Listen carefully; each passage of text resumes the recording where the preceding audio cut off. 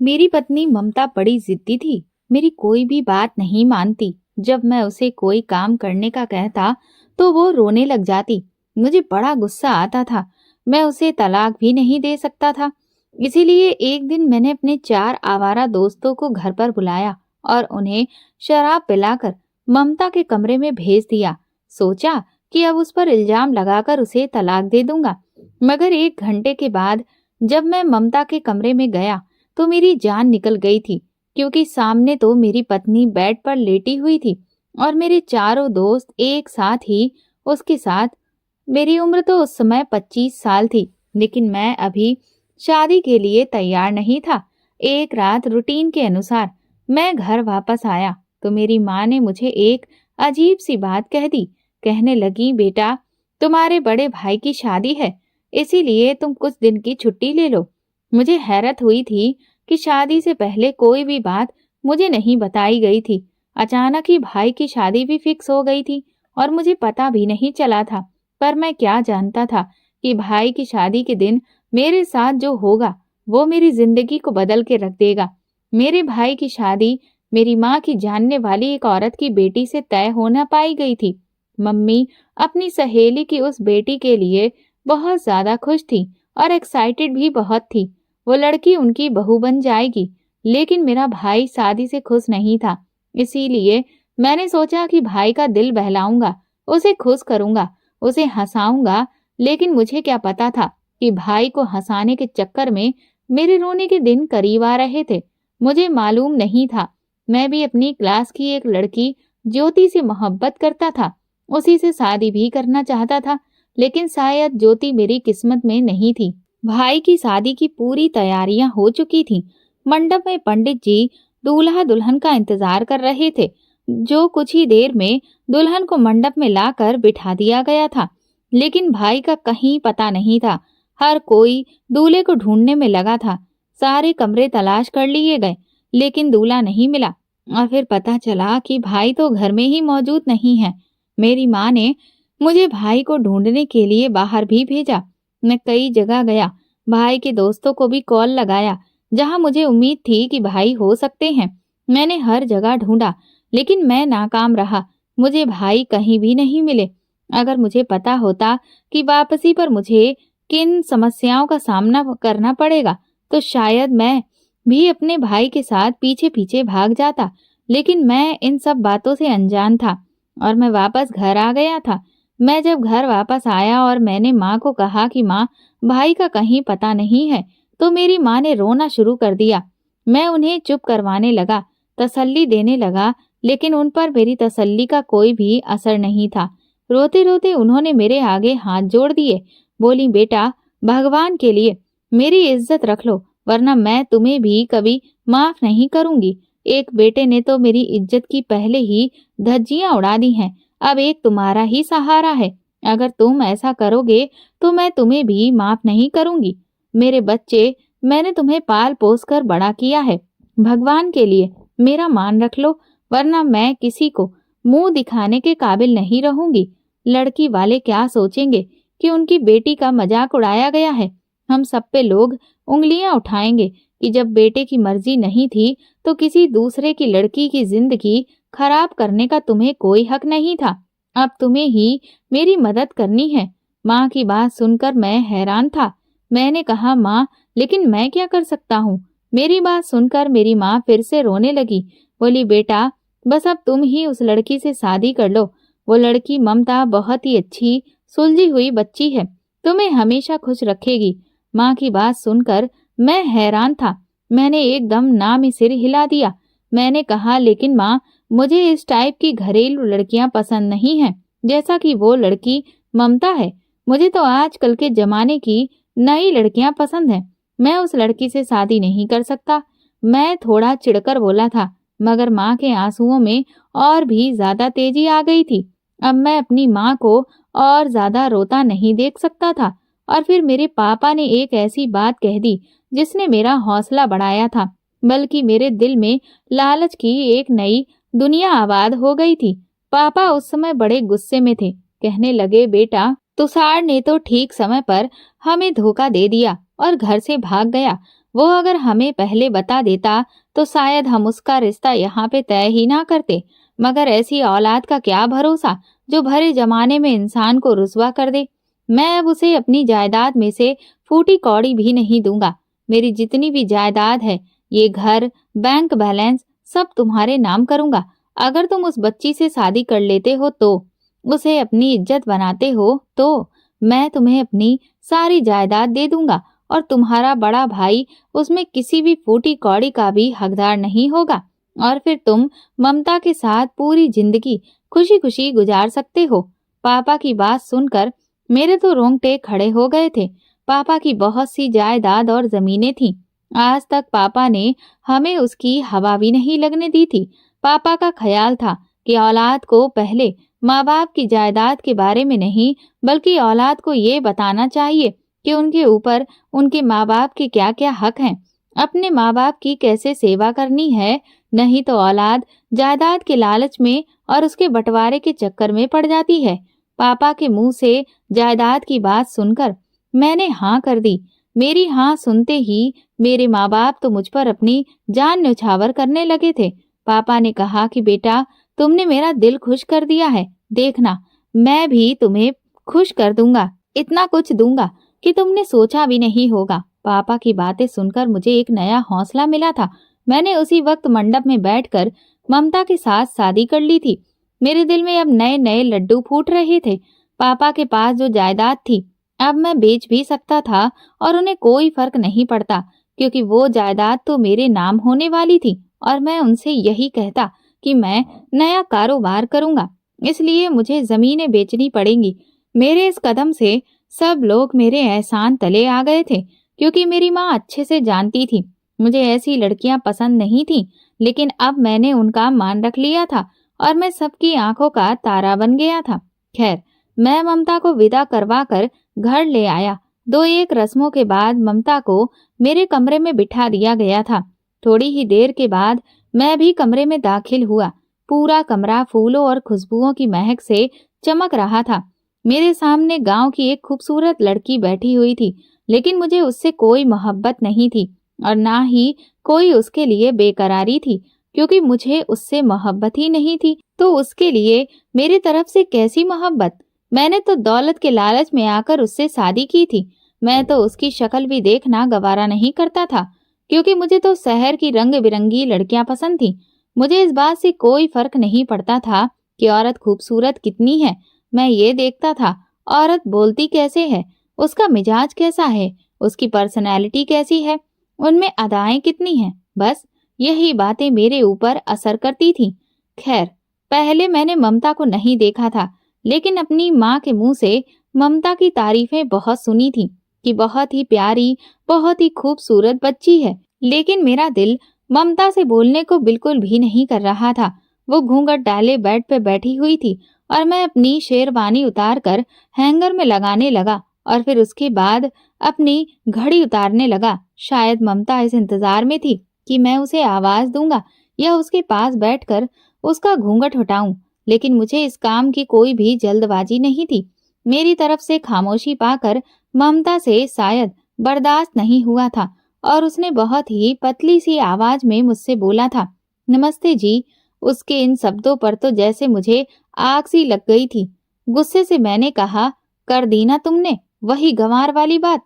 शादी की पहली रात अपने पति को ये नमस्ते जी कौन कहता है।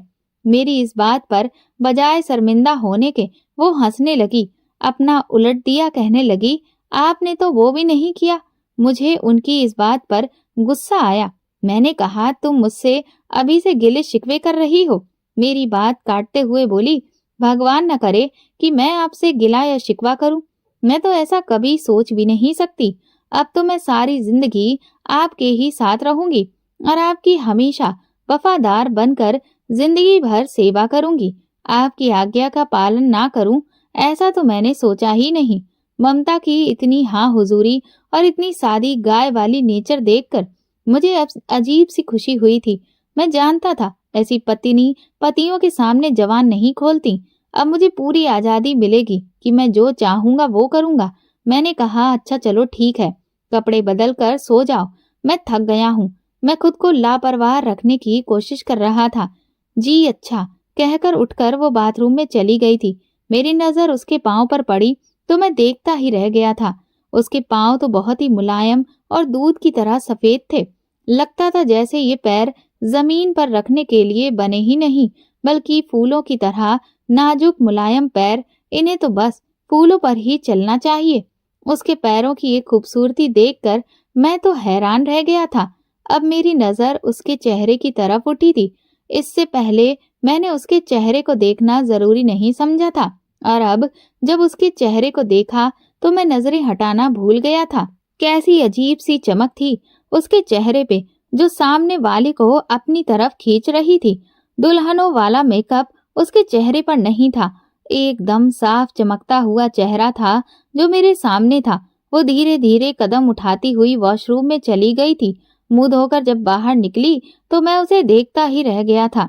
अचानक ही मेरे दिल में उसके लिए अजीब से जज्बात उभरने लगे थे। जी चाहा कि इस प्यारी और मासूम सी लड़की को अभी के अभी अपनी बाहों में समेट लूं और उस पर अपनी सारी उल्फतें लुटा दूं। लेकिन अचानक ही मेरे दिमाग में वो सारी लड़कियां घूम गई थीं जो मेरे आगे पीछे घुमा फिरा करती थीं, मेरे ऊपर अपनी जान छिड़कती थीं, मेरे लिए कुछ भी करने के लिए तैयार थीं।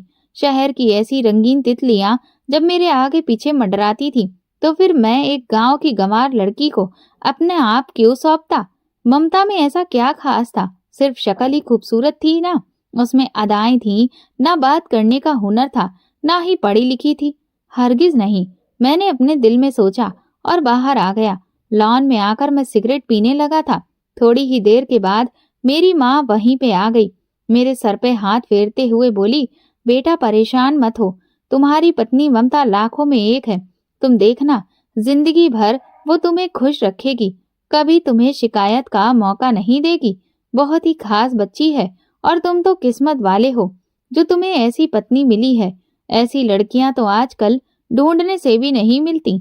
मैंने कहा, हाँ माँ, आप सही कहती हैं। मैं तो आपकी इज्जत और आपके मान के लिए ये सब किया है।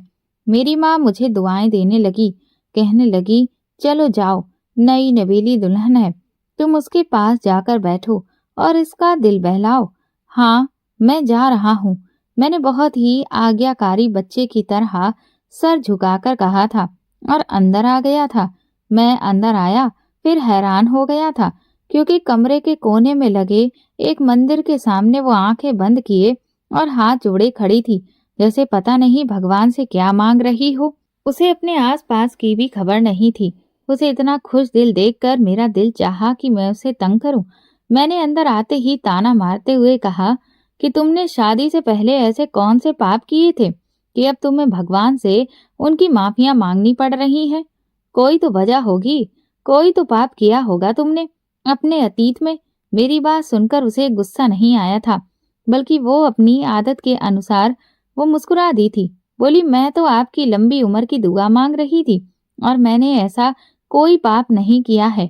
वैसे तो हम सब पापी हैं, जाने अनजाने हर इंसान से गलती हो ही जाती है और हमें भगवान से माफी मांगते रहना चाहिए। भगवान से प्रार्थना करनी चाहिए कि वो हमें अच्छे रास्ते पर चलाए। उसकी बात सुनकर मुझे फिर से गुस्सा आया था। मैंने कहा, अच्छा, तो तुम ये कहना चाहती हो कि मैं पापी हूँ और मैं नरक में जाऊंगा? मेरी बात सुनकर वो जल्दी से मेरे पैरों में बैठ गई थी, मेरे पैर छुए और कहने लगी, भगवान ना करे जो मैं आपको ऐसी बात बोलूं। ऐसी बात बोलने से पहले मेरी जबान कट जाए। मगर मुझे ये सब बनावटी लग रहा था। कहीं से भी मुझे उसकी इन हरकतों में सच्चाई नहीं लग रही थी। उसका सब्र मुझे और भी गुस्सा दिला रहा था। अगर वो थोड़ा सा गुस्सा कर लेती, मुझसे शिकवे शिकायत कर लेती, तो शायद मैं भी नॉर्मल हो जाता, ये समझता कि वो भी मेरे जैसी ही है। पर वो तो ऐसे बनी हुई थी जैसे उस पर मेरे होने या ना होने का कोई फर्क नहीं था, और उसकी यही शांति सब्र मेरे अंदर आग लगा रहा था। मुझे ऐसा लगता जैसे वो मेरा मजाक उड़ा रही है। उसके कपड़े, उसके चलने फिरने और बोलने का अंदाज सभी अलग थे, और उसकी इन हरकतों को देखते हुए मैं तो इतना समझ गया था कि वो बहुत ही नेक और पवित्र लड़की है। आज तक कभी किसी गैर मर्द की तरफ उसने नजर उठाकर भी नहीं देखा होगा। अभी मैं उसके बारे में यही सब बातें सोच रहा था कि मेरे कमरे के दरवाजे पर दस्तक हुई थी। रात के 12 बजे थे। मुझे हैरानी हुई कि इस वक्त मेरे कमरे के दरवाजे पर कौन आ सकता है, कौन दस्तक दे रहा है। मैंने दरवाजा खोला तो सामने मेरे पापा ही खड़े थे। आंखों में आंसू लिए, चेहरे पे खुशी के मिले जुले भाव थे। पापा मुझे देखते हुए मेरे गले लग गए। पापा की खुशी मेरी समझ से बाहर थी। मैंने कहा, क्या बात है पापा? पापा ने कहा, बात ही कुछ ऐसी ही है कि खुश होना तो बनता है। तुम मेरे कमरे में चलो, मैं सब बताता हूँ। मैं पापा के कमरे में गया तो कुछ कागजात उनके बेड पर बिखरे पड़े थे। ये क्या है? मेरे दिल में जायदाद वाली बात थी, इसीलिए मैं पूछ बैठा। पापा खुशी खुशी वो पेपर मुझे दिखाने लगे। बोले, ऑफिस की तरफ से मेरी एप्लीकेशन एक्सेप्ट हो गई है। तुम्हें तो पता है कि कितने ही दिनों से अपने ऑफिस में मैं एप्लीकेशन डाल रहा था कि मुझे छुट्टियां दी जाएं और मुझे 4 धाम की यात्रा के लिए ऑफिस की तरफ से भेजा जाए, और आज जाकर मेरी एप्लीकेशन एक्सेप्ट कर ली गई है। मैं हैरान हो गया था। वो कब से इस काम के लिए कोशिश कर रहे थे। पापा और माँ के दिल में तीर्थ यात्रा करने की बहुत ही ज्यादा लगन थी। मुझे पापा की खुशी देखकर खुशी महसूस हो रही थी। पापा कहने लगे, बेटा, मेरी इच्छा है कि मैं भी भगवान की जन्मभूमि के दर्शन करूं, लेकिन तुम लोगों की जिम्मेदारियां मेरे पैरों में जंजीरें डाले हुए थी। अब तुम्हारी शादी हो गई है और मुझे पता है तुम्हारा बड़ा भाई अपने दोस्त के घर है। अब मुझे उसकी कोई चिंता नहीं। वो जहाँ चाहे अपनी मर्जी से शादी कर ले। और हाँ, तुम्हारी पत्नी बहुत ही अच्छी लड़की है। देखना, वो तुम्हें संभाल लेगी, तुम्हें भटकने नहीं देगी। इसीलिए मैंने सोचा है कि मैं ये काम भी कर लूं। फिर अगले साल भगवान ने चाहा तो दोबारा से पूरे परिवार के साथ चलेंगे। पापा बहुत खुश थे और साथ ही साथ मुझे इस बात की खुशी थी कि माँ और पापा 1 महीने के लिए जा रहे थे। अब उस पूरे घर में मैं अकेला होता, और मैंने सोच लिया था कि मैं ममता के साथ ऐसा काम करूंगा कि फिर मुझे ममता को तलाक देने की नौबत ही नहीं आएगी, बल्कि वो खुद ही ये घर छोड़कर चली जाएगी। मैं दोबारा कमरे में गया और वो अभी भी वैसा ही नाटक कर रही थी। अब भी संस्कारी बहू बनने का उसके हाथ में गीता थी और उसका वो पाठ कर रही थी। मैं उसके पास बैठ गया। मैंने कहा, ममता, क्या तुम वाकई इतनी पवित्र और धार्मिक लड़की हो कि हर वक्त भगवान की पूजा पाठ में लगी रहती हो? और क्या तुमने कभी किसी गैर मर्द की तरफ निगाह उठाकर भी नहीं देखा? मेरी बात पे वो अपने कानों को हाथ लगाने लगी और बोली, मेरा भगवान जानता है कि मैंने कभी किसी गैर मर्द को गलत नजरों से नहीं देखा, और ना ही मैं किसी गैर मर्द के साथ बैठना पसंद करती हूँ। मैंने कहा, फिर तो तुम मेरे दोस्तों के सामने भी आना पसंद नहीं करोगी? तो कहने लगी, हाँ जी, ऐसा ही है, मैं आपके दोस्तों के सामने भी नहीं आऊंगी। मैंने कहा, अच्छा, तो फिर ठीक है, मैं तुम्हें तुम्हारे माँ बाप के घर छोड़ देता हूँ, क्योंकि जब तुम यहाँ से जाओगी तो मैं अपने दोस्तों के को घर पर बुलाऊंगा। मम्मी पापा तीर्थ यात्रा के लिए जा रहे हैं, और तुम्हें तो पता है ये मौका बार बार नहीं आता। मेरे दोस्त मेरे घर आना चाहते हैं। मेरे 2 दोस्त विदेश में नौकरी करते हैं और मेरी शादी की वजह से वो छुट्टियां लेकर आए हैं। हम सब दोस्त बचपन के दोस्त हैं और हम आपस में खूब सारा टाइम बिताना चाहते हैं, अपने बचपन की सारी यादें ताजा करना चाहते हैं। इसीलिए हमें अकेलेपन की जरूरत है, जो कि ये घर पर ही हो सकता है।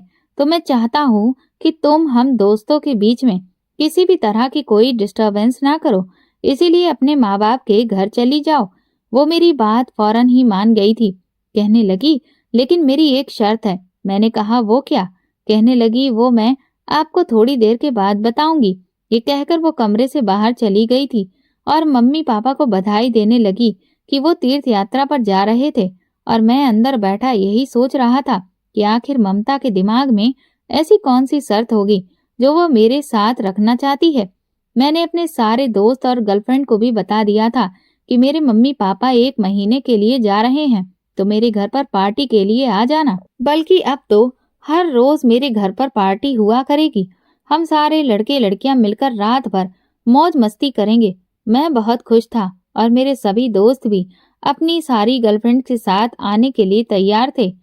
मेरे ज्यादातर दोस्त बहुत अमीर तो नहीं थे, लेकिन बेशर्मी के काम में उनका जवाब नहीं था। हर एक दोस्त की अपनी अपनी गर्लफ्रेंड थी और उनके बीच हर तरह के रिश्ते भी बन चुके थे। अपने दोस्तों की इन हरकतों की वजह से मैं कई बार मुश्किल में भी पड़ चुका था, लेकिन मेरे माँ बाप का पैसा था जो मुझे हर बार बचा लेता था। खैर, अब तो मुझे चिंता करने की जरूरत नहीं थी, क्योंकि अब तो मेरे ही घर में पार्टी हुआ करती। मैं बहुत सुकून से था कि कौन सा हम लोग किसी होटल में जाएंगे जो पकड़े जाएंगे। मजे की बात तो ये थी कि मेरे किसी दोस्त को ये नहीं पता था कि मेरी शादी हो चुकी है। ममता से तो मैंने झूठ बोल दिया था कि मेरे दो दोस्त मेरी शादी में शामिल होने के लिए विदेश से आए हुए थे, और मैं अपनी शादी वाली बात किसी को बताना भी नहीं चाहता था, क्योंकि मैं नहीं चाहता था मेरे दोस्तों को पता चले कि मेरी पत्नी गांव की गंवार लड़की है और वो मेरा मजाक उड़ाए। थोड़ी देर के बाद ममता मेरे पास आई तो मुझे अजीब सी नजरों से देखने लगी, जैसे वो मेरे बारे में सब कुछ जानती हो। कहने लगी, हर्ष, एक बात पूछूं? सच सच बताना। मैंने कहा, हाँ पूछो। कहने लगी कि आप सच में अपने दोस्तों को पार्टी देना चाहते हैं? मैंने कहा, हाँ देना चाहता हूँ। तुम्हें कोई शक है? अगर तुम यहाँ रुकना चाहती हो तो रुक सकती हो और अपनी आंखों से देख लेना, तुम्हारी मर्जी है। लेकिन मैं तो तुम्हारे भले के लिए ही कह रहा था। तुम हम दोस्तों की पार्टी में फिट नहीं बैठोगी, क्योंकि तुम अलग नेचर की लड़की हो, तुम परेशान हो जाओगी। इसीलिए तुम्हें तुम्हारे माँ बाप के घर भेज रहा हूँ।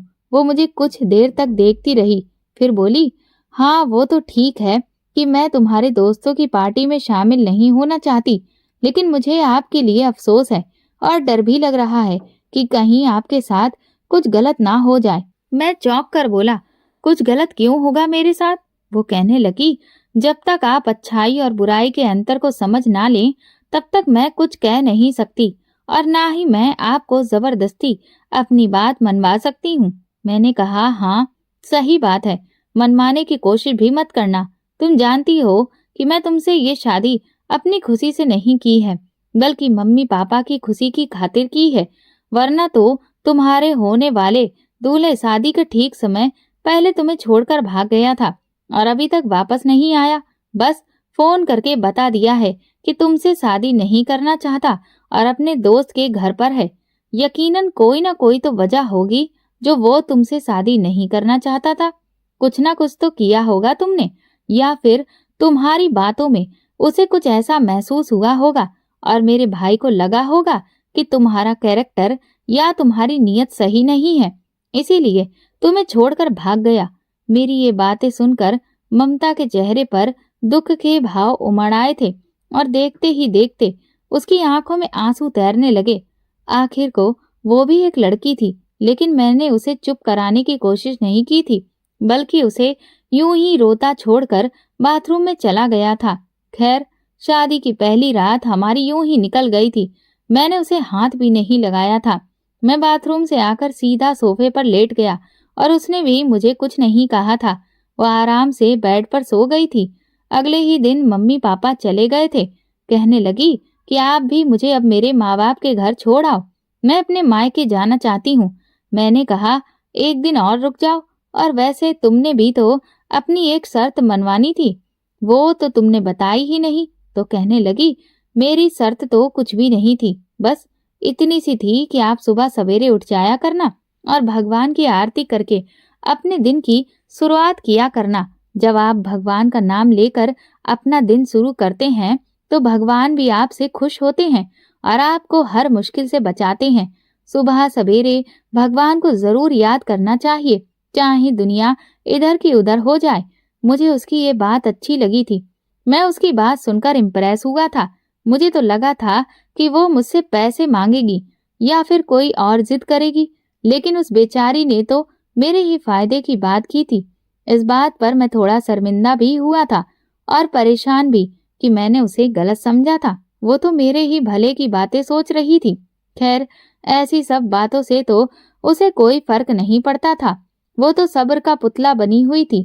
थोड़ी देर के बाद ही उसने अपना सामान पैक कर लिया। मैं दिल में उदास हो रहा था।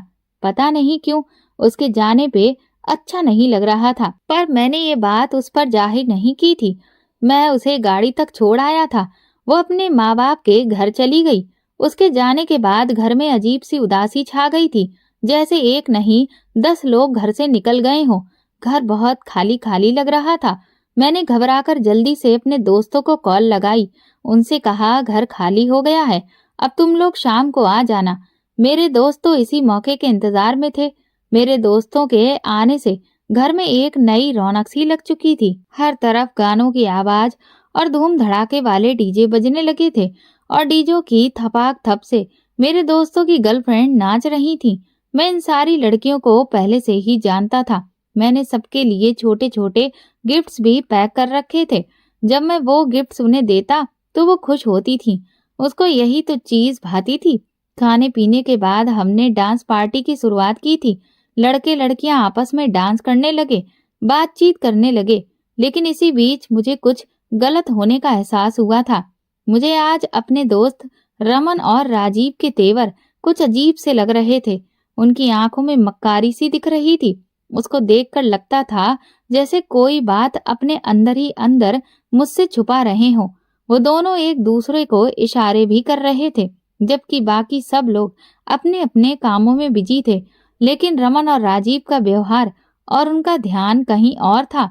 मैंने उस पर नजर रखना शुरू कर दी, लेकिन फिर मुझे प्रियंका ने अंदर बुलाया।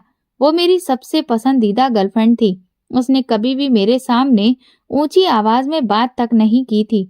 मेरी बहुत इज्जत भी करती थी। मैं उसके पास चला गया। वो मुझसे बातें करने लगी। बातों ही बातों में पता ही नहीं चला कब रात के 12 बज गए थे। फिर हम सब लोग बैठकर एक बार फिर से शराब की महफिल सजाई थी। लेकिन अब भी राजीव की आंखें कुछ और ही कह रही थी। वो शराब पीने में ज्यादा दिलचस्पी नहीं ले रहा था। अब मुझे बेचैनी होने लगी थी कि तभी मुझे ऐसा महसूस हुआ जैसे ममता मुझे बुला रही है। मुझे कमरे के अंदर बुला रही थी, कह रही थी, सुबह की रोशनी फैलने वाली है, जाओ भगवान के पास जाओ और उससे अपने किए गए पापों की माफी मांगो और भगवान की आरती करो। इन लोगों को यहाँ से निकाल दो। ये लोग अच्छे नहीं हैं, वरना बहुत बुरा होगा। मैं ये बात सुनकर हैरान रह गया था, क्योंकि ममता तो मेरे सामने ही अपनी माँ के घर गई थी। क्या वो वापस घर आ गई थी? मुझे बहुत गुस्सा आया। उसकी आवाज मेरे कानों में टकरा रही थी। ये मेरा कोई वहम नहीं हो सकता था।